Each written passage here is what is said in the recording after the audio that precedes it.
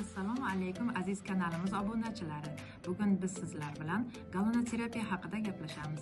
Gallanoterapiya bu o'zi tuz bilan davolash usuli bo'lib, ko'pincha nafas olish tizimi kasalliklarini profilaktika qilish va davolash uchun qo'llaniladi.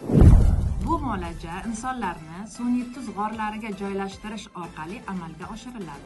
Ushbu muhitda havo ionlangan va minerallarga boy bo'lib, uning foydali terapevtik xususiyatlari mavjud.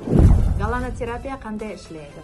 Gallanoterapiya davomida maxsus apparat yordamida mikrotuz zarralari havo muhitiga tarqatiladi. Bu tuz zarralari nafas olish yo'llariga kirib, ularni tozalaydi va yallig'lanishni kamaytiradi. Gallanoterapiyaning asosiy maqsadi nafas yo'llarini tozalaydi, immunitetni oshiradi, stressni kamaytirib, ruhiy holatni yaxshilaydi. Bundan tashqari, teri kasalliklarini davolashda, allergik simptomlarni yengillashtirishda yordam beradi.